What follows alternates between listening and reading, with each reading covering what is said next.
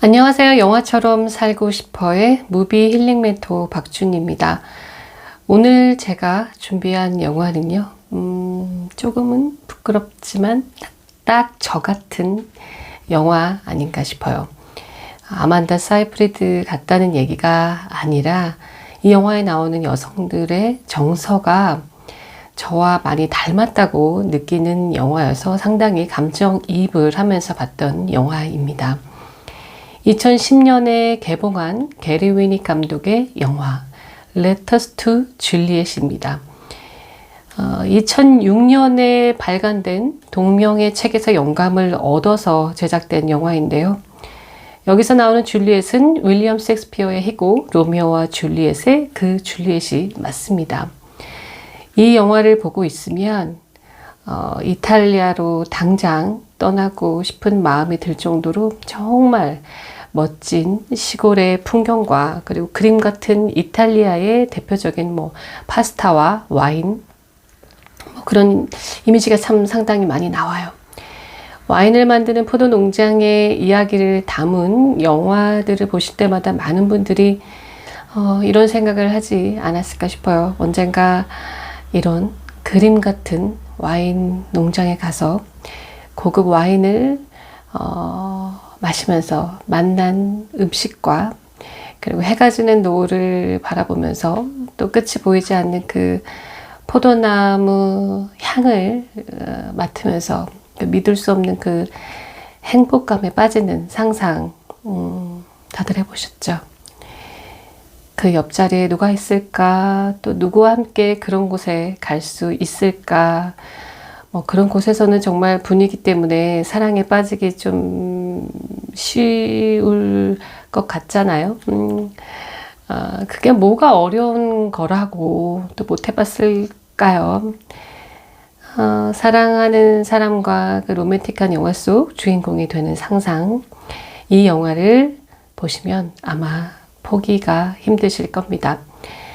로미오와 줄리엣의 배경인 이탈리아 베로나를 배경으로 담은 이 영화의 시작은 그 주인공 아만다가 이탈리아로 휴가를 다녀오겠다고 편집장에게 얘기를 하는데요. 그때 편집장이 하는 대사가 이 영화에 대한 자부심을 드러내고 있습니다. 이탈리아 항공 주식이나 사도 독자들이 다들 베로나로 떠나고 싶을 테니까.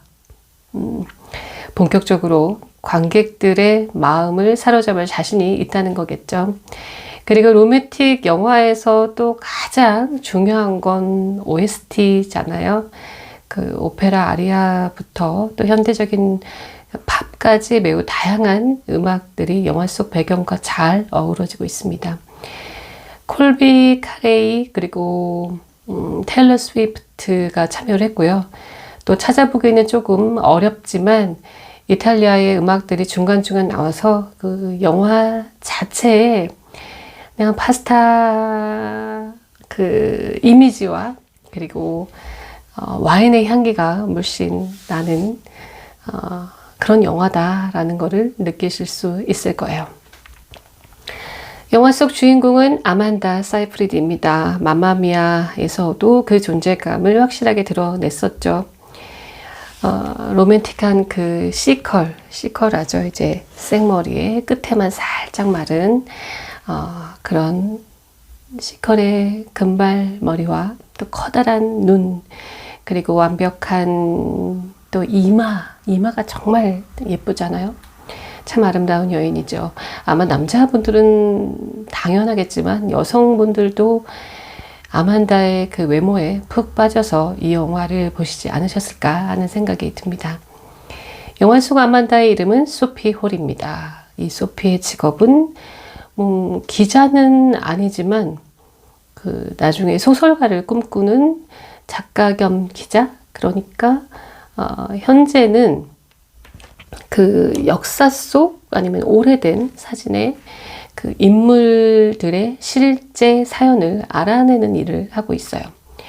진실을 알아내는 일을 한다고나 할까요? 워낙 유명한 사진이죠. 제가 이렇게 참고 사진을 보여드릴 텐데, 이 사진이 2차 대전이 끝난 소식을 듣자마자 타임스퀘어에서 해군과 간호사가 실제로 키스를 하는 장면이 매우 화제가 됐었는데, 이 사진이 연출이 된 사진인지 아니면 뭐 실제로 즉흥적으로 이루어진 사진인지 아니면 연인 사이였는지 그걸 알아내느라 계속해서 사람을 찾는 전화를 받고 걸고 하는 장면이 나와요.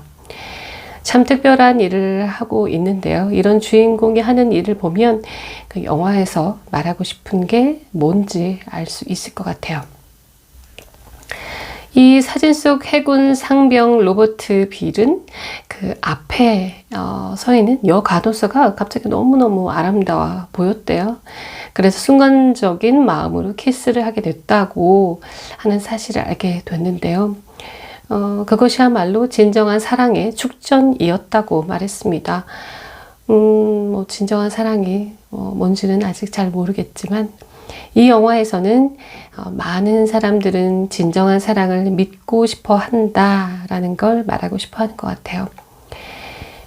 이런 사진 속 배경을 알아내는 일을 하고 있는 소피와 그리고 소피의 약혼자 빅터는 결혼 약속을 하고 이탈리아로 미리 결혼을 하기 전에 여행을 떠나기로 합니다. 식당 오픈을 준비 중인 빅터는 이탈리아로 가는 목적이 그 식당에 필요한 그 와인 공급 업체를 알아보고 또 파스타에 들어가는 식재료들을 알아보러 가는 이유가 좀 컸어요. 하지만 소피를 매우 사랑한다는 게 느껴지기는 하지만 여행을 가서 온통 요리와 식당 오픈에 필요한 그 정보를 얻는 데만 열을 올려서 함께 여행을 온 소피는 그런 성격임을 원래 알고는 있었지만 혼자 보내는 시간이 많아서 조금씩 섭섭해하기 시작을 합니다. 그런 거 있잖아요. 도대체 이게 뭐지? 뭐 이해는 하지만 조금 섭섭한 거. 이게 뭔가? 이게 정말 사랑하는 사람하고 여행을 온 게 맞나? 그런 표정들이 간혹 나와요. 그래서 같이 이탈리아 여행을 왔음에도 불구하고 결국 서로 일정을 다르게 소화를 하게 됩니다. 뭐 오래 산 부부였으면 모르겠지만 결혼도 하기 전에 여행인데 여러분 같으면 어땠을까요? 뭐 처음부터 이번 여행의 목적은 각자 시간을 조금 보내자. 혹은 나는 일이 바쁘니까 일에 집중을 해서 일정을 소화할게. 당신은 하고 싶은 여행을 즐겨라. 그리고 어느 시점에서는 같이 만나서 좋은 시간을 보내자. 뭐 이런 얘기가 처음에 약속이 된 거라면 상관이 없지만 이 소피는 함께 이탈리아 여행을 할 계획을 미리 다 세워놓고 어디 뭐 가야지라는 그 계획을 다 세워놓고 온 상태예요. 그런데 미안하다, 뭐 어쩔 수 없다, 이해해달라 라고 하면서 일정에도 없던 스케줄을 혼자 소화하겠다고 어딘가 조금 먼 곳에 다녀오겠다 그러면서 사정을 하는데 또 이탈리아까지 와서 또 일을 열심히 하겠다는 그 마음을 또 이해 못하고 안 된다고 할 수는 없잖아요. 마음이 계속 딴 데 가 있는데 그래도 아무리 일 때문이라고 해도 조금 당황스럽겠죠. 뭐 성공을 위해서 일도 중요하고 그것까지 가서 일도 하고 여행도 하면 정말 좋죠. 그런데 이 영화에서는 그렇게 적당히 조율을 하는 그 스토리를 만들지 않았겠죠. 약혼자를 혼자 두고 일밖에 모르는 남자로 설정을 했을 거고 또 우연히 만난 한 또 남자와 낯선 곳에서 사랑에 빠져서 또 파트너가 바뀌는 그리고 진실한 사랑은 바로 이런 거구나 하는 내용으로 전개될 확률이 높을 거예요. 그리고 이 인연의 새로운 남자의 등장은 또 처음에는 로맨틱하게 등장하지 않을 확률이 좀 있을 수 있어요. 좀 우여곡절이 있고 좀 트러블이 있어야 그 과정을 지켜보는 재미가 있잖아요. 그리고 연인으로 발전이 될 거라고 예상을 못하는 인물들도 나올 수 있고요. 하지만 매력적인 캐릭터여야 하고 또 외모도 남자 주인공이니까 또 나름 멋진 배우를 캐스팅을 했겠죠. 소피와 새롭게 인연이 될 남자 주인공은 크리스토퍼 이건입니다. 로맨틱 영화 주인공으로 정말 완벽한 외모를 가지고 있죠. 소피의 약혼자가 사업 관련된 일정 때문에 먼 지역으로 떠나고 소피는 이탈리아를 혼자 여행하는데 그녀가 찾아간 곳은 줄리엣의 집입니다. 전 세계 여성들이 자신만의 그 비밀스러운 아픈 사랑의 이야기들을 편지에 적어서 줄리엣의 발코니라는 곳에 그 오래된 벽돌에 이렇게 벽에 붙이는데요. 그 벽에 있는 편지를 떼어주는 걸 우연히 소피가 하다가 벽돌 하나가 깨져요. 근데 그 깨진 벽돌 사이에 50년 전에 쓰여진 편지 한 장을 발견하게 됩니다. 그리고 그 사연 속 주인공에게 소피가 답장을 하게 되죠. 수많은 여성들이 사연을 담아 편지를 쓰듯이 벽에 붙여놓고 떠나면 이곳에서 일하는 분들이 그 편지에 답장을 해주는 그런 일을 하고 있는 곳이에요. 영화를 처음 봤을 때 전 너무 이런 일을 하는 거 너무 재미있겠다 라는 생각이 들었어요. 어떻게 이런 생각을 했을까? 참 신기하기도 했고요. 제가 중학교 때였을까요? 연애 편지를 대신 써줬던 일이 이 영화를 보면서 생각이 났어요. 친구가 좋아하던 남학생이었는데 친구가 좋아했으니까 누구나 또 좋아할 수 있는 그 남학생이었겠죠. 저도 호감이 있어서 나름 저는 표현을 하지 못하고 제 마음을 담아서 편지를 써줬어요. 그런데 점점 편지를 이렇게 잘 써주기가 싫었던 그런 감정이 조금씩 생기더라고요. 제가 편지를 잘 써줄수록 둘이 잘 될 확률이 높잖아요. 그 다음에는 둘이 어떻게 되는지 기억이 나지 않아요. 아마 편지 대피를 해줬던 분들이 여러분들 중에서도 있으실 거예요.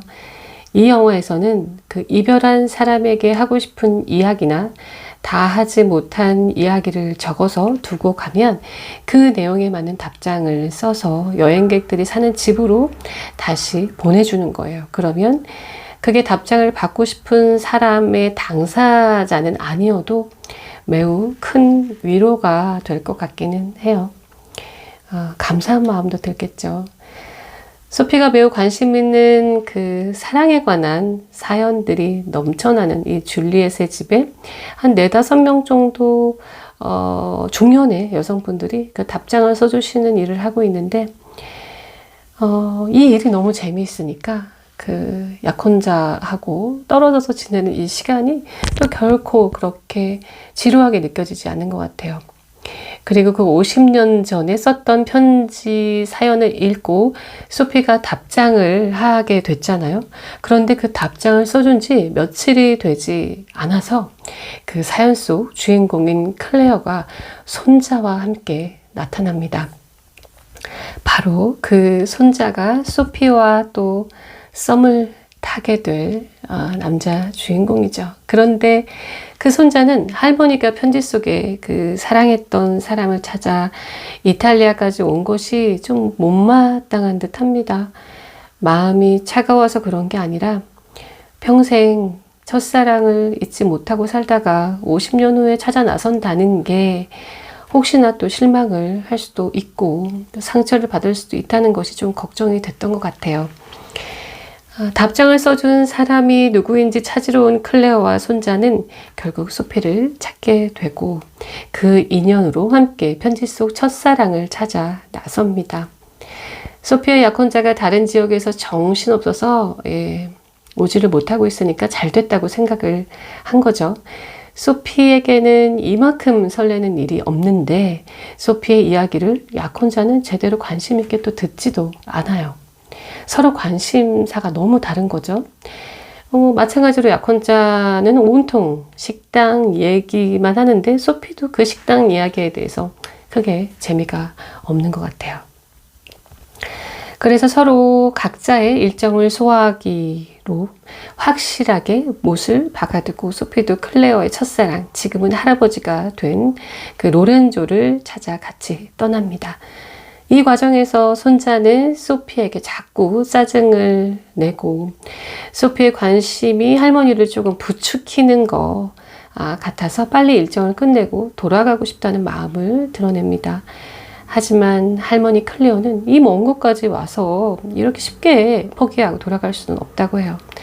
그래서 가는 곳마다 첫사랑 할아버지가 아니어서 좀 실망을 하고 아쉬워하지만 그 순간마다 손자는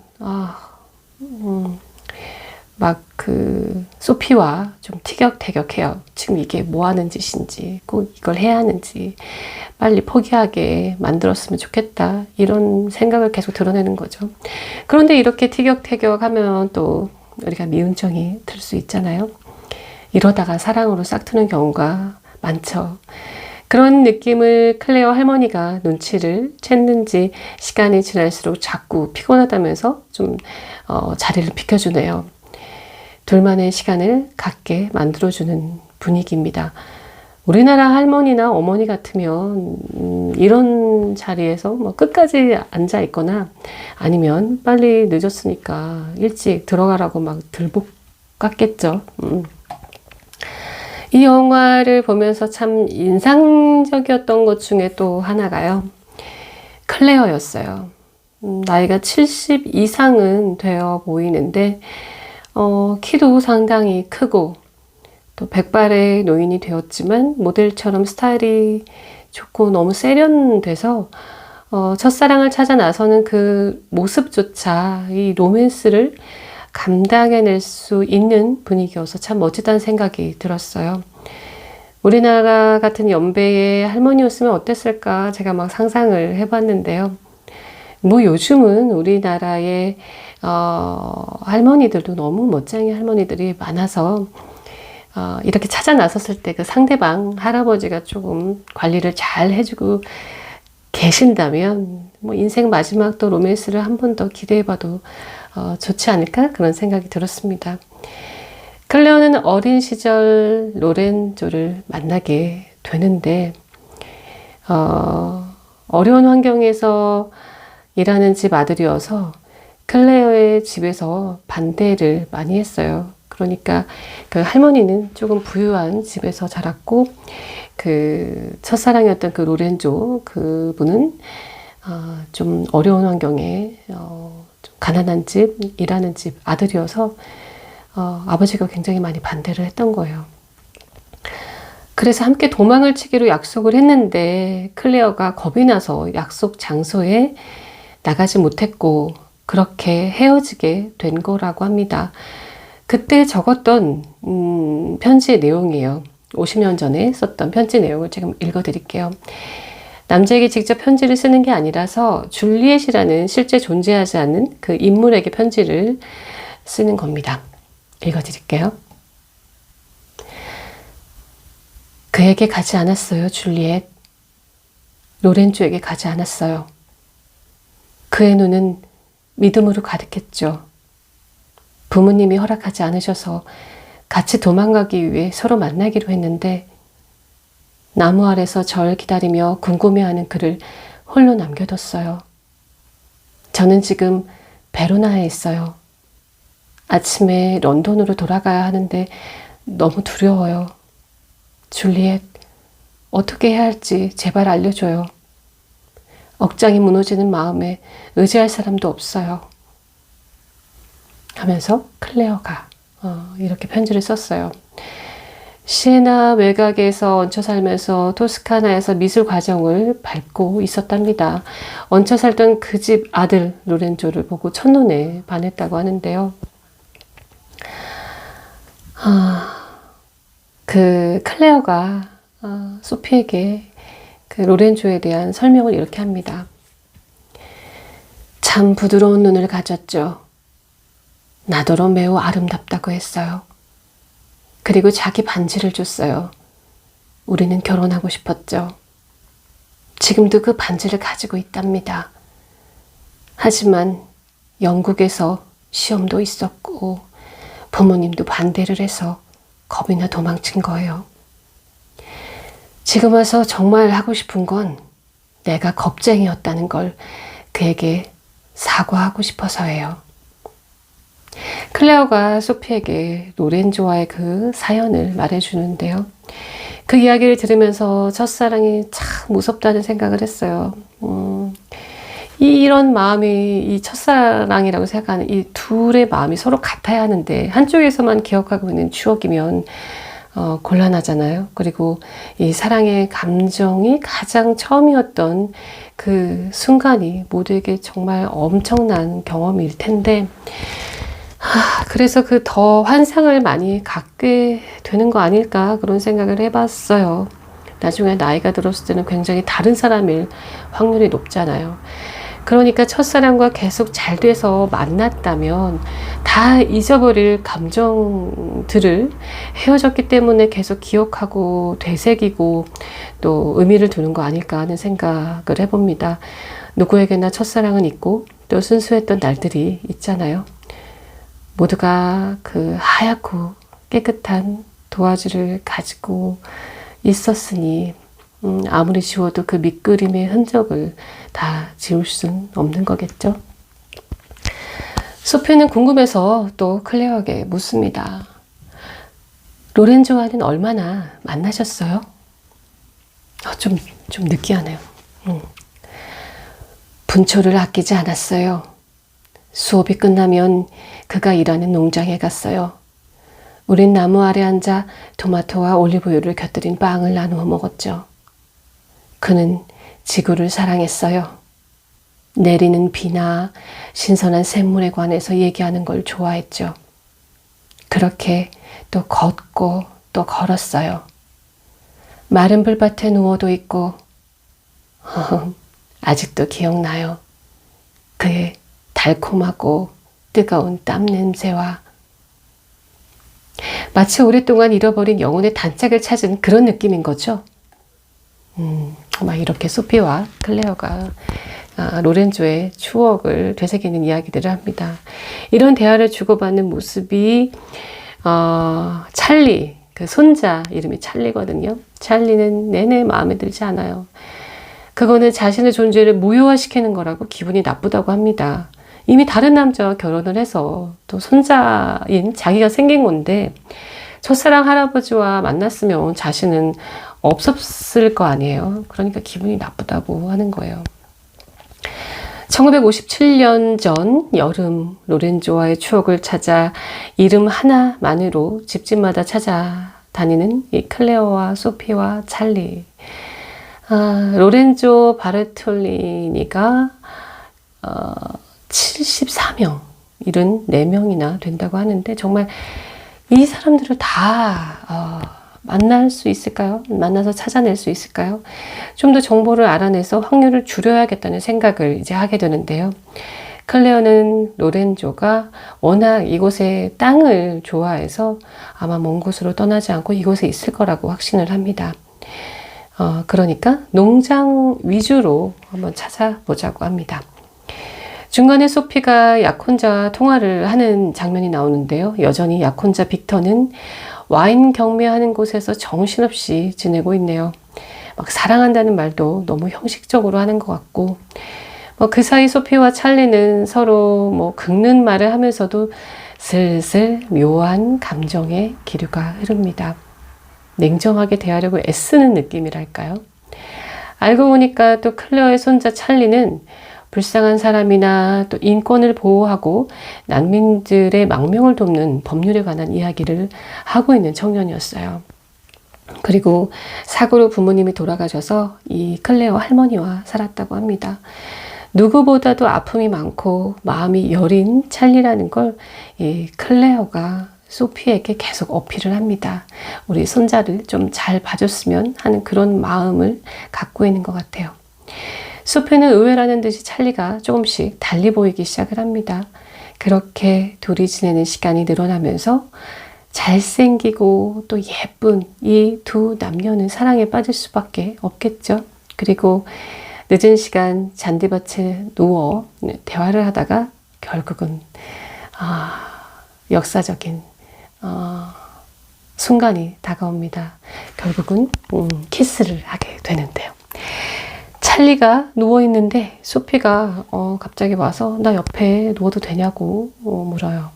뭐 그런 상황에 갑자기 안 돼, 절대 눕지 마, 이럴 수 없잖아요. 눕겠다는 게 하지만 거의 마음이 많이 움직였다는 행동 아닐까 싶어요. 그 별이 쏟아지는 그 밤 하늘 아래 누워서 달빛에 얼굴을 맞대고 어떻게 평범한 대화의 감정을 유지할 수 있겠어요? 그날 저녁 이후 둘은 조금 어색해지지만 클레어가 눈치를 채고 그 다음날부터는 조수석, 운전자 옆 좌석을 원래 할머니가 클레어가 타고 있었는데 이제 뒷자리로 가고 그 자리를 양보를 합니다. 뒷자리에 서서 다리를 뻗고 좀 편하게 가고 싶다고 말하네요. 약혼자 여행을 온 상황이라 모두 이 상황이 마음이 편치는 않아요. 찰리도 적극적일 수도 없고 소피도 지금 이 상황을 어떻게 해야 되지 고민이 많은 것 같고요. 그런 분위기 속에서 클레어의 첫사랑을 찾아다니는 중이니까 이 세 사람은 지금 완벽한 로맨스 영화의 주인공이 됐습니다.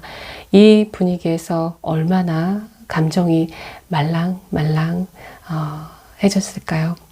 그리고 차로 이동을 하면서 보여주는 이 이탈리아의 풍경들이 정말 아름다워서 이들이 더욱더 사랑스럽게 보이는 것 같았습니다. 로렌조의 이름과 같은 연령대의 사람들 집을 찾아다니지만 좀처럼 찾기가 힘들고 이른 아침 클레어는 좀 더 자고 싶다면서 아침 식사 자리에 이제 나오질 않네요. 아무래도 소피와 찰리에게 데이트 시간을 좀 주고 싶었던 것 같아요. 이날 둘은 이곳까지 왔는데 이렇게 멋진 곳까지 왔는데 좀 동네를 좀 둘러보지 않겠느냐고 찰리가 제안을 합니다. 벌써 이 찰리의 표정은 소피에게 마음이 갔다는 그 느낌이 들어요. 소피는 글을 쓰려고 했던 차여서 고민을 했지만 결국은 그러자 이 좋은 곳까지 와서 돌아다니면 좋지 하면서 따라 나서요. 그리고 유럽 하면 그 떠오르는 오래된 고건물 앞에 이제 그 골목 카페들 많이 보셨죠? 그곳에 이렇게 작은 원형 테이블을 사이에 두고 앉아서 이 둘은 아이스크림을 먹습니다. 보통 커피를 마실 줄 알았는데 이들은 좀 젊어서 그런지 아이스크림을 먹네요. 이런저런 대화를 하다가 갑자기 소피가 이 아이스크림을 그 찰리의 얼굴에 확 묻혀버리네요. 이렇게 장난을 친다는 건 이제 마음의 준비가 다 됐다는 거 아닐까요?